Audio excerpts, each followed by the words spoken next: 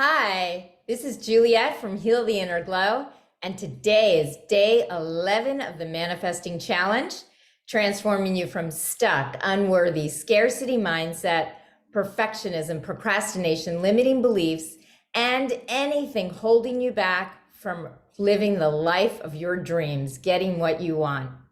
And today's topic is how to speak up and stand up to the person or people who hurt you or harmed you. Now, when you think of that, if I asked you to make a list, who would be on that list? How many people? And don't judge it, just let it flow.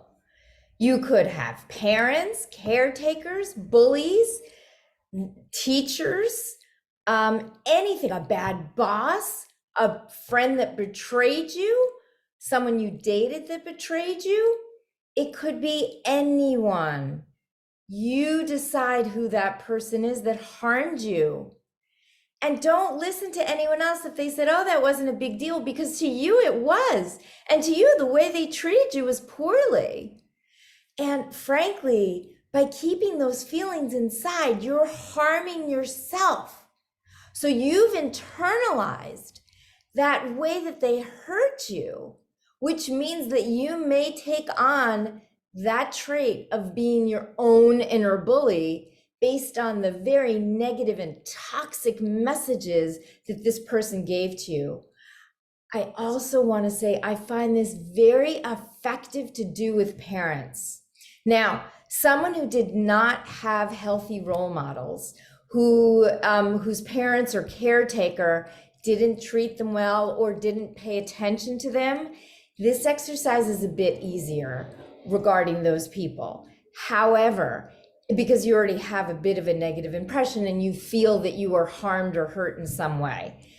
However, if you had parents or caretakers that you thought were really wonderful, loving, caring people, yet they did something or behaved in ways that harmed you.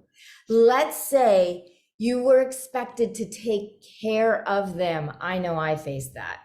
And you basically were the parent. So they may have been very kind to you, but you had all these extra responsibilities, and that actually harmed you because it took away from a piece of your childhood, of your innocence.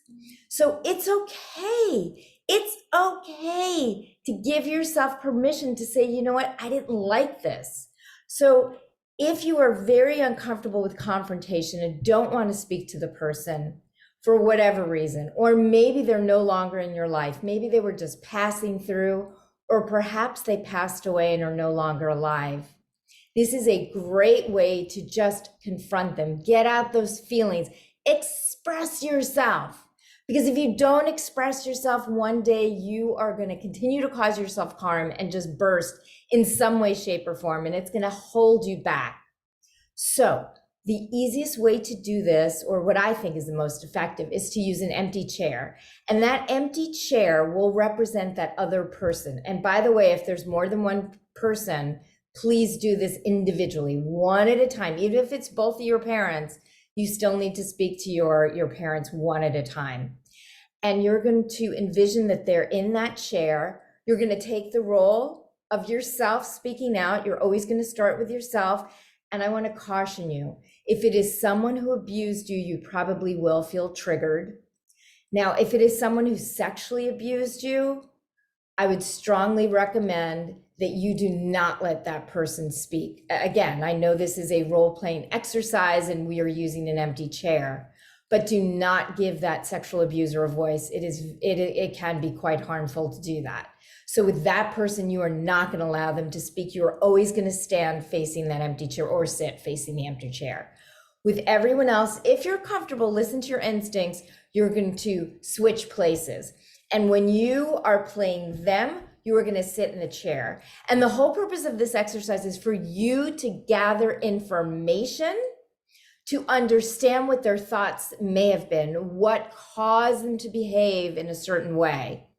You're not necessarily forgiving it. They did what they did, but you're forgiving yourself and you're allowing yourself to let it go.